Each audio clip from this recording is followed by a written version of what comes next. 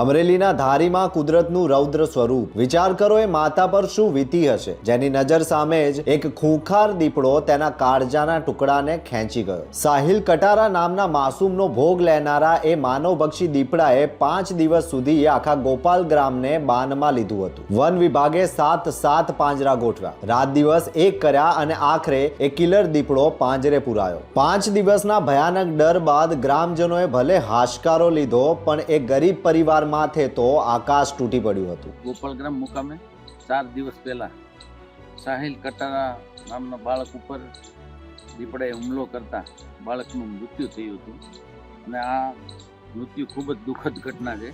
આ દુઃખદ ઘટનામાં એના પરિવારને મદદ કરવા માટે ગુજરાત સરકારના વન વિભાગ તરફથી 10 લાખનો ચેક અર્પણ કરવા માટે અમે આજે ફોરેસ્ટ વિભાગમાંથી જે જ્યોતિબેન વાજા આરએફઓ અને અમારા વાઇલ્ડ લાઈફ મેમ્બર મહાવીર બાપુ અને ગામના સરપંચશ્રી અને ગામના આગેવાનો સાથે મળી અને એને મદદરૂપ થાય એના માટે 10 લાખનો ચેક આજે સરકારશ્રી તરફથી જે કટારા પરિવારને આજે આપવામાં આવે છે। ખૂબ જ દુઃખદ ઘટના છે।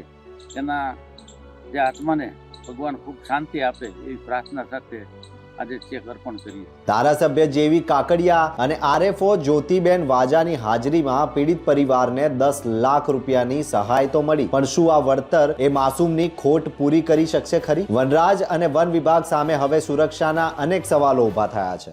સાહિલ રમેશભાઈ કટારા નામના 5 વર્ષથી બાળકનું માનવ મૃત્યુ થયેલું દીપડા દ્વારા, તો આજ 26 તારીખ છે।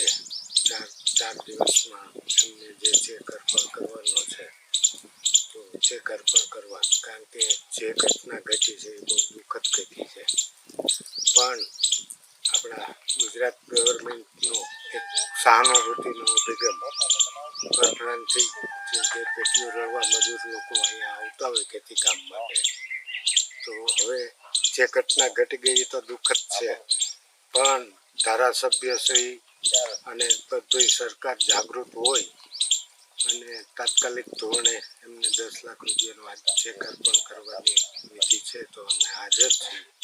કારણ કે આ તો એક સહાનુભૂતિ રૂપી છે, કારણ જે વ્યક્તિ વહી ગઈ છે એને તો પરત લાવી નથી શકતા, એ ઈશ્વર એમના ચરણોમાં એમને સ્વીકારે અને એમના મા બાપને સહાનુભૂતિ રહે એવા હેતુથી આજે 10 લાખ રૂપિયાનો ચેક અર્પણ કર્યો છે। દીપડો તો કેદ થયો, પણ માસૂમ સાહિલની ખોટ આ 10 લાખનો ચેક ક્યારેય પૂરી નહીં કરી શકે। જોતા રહો ગુજરાત વંદન। ધન્યવાદ।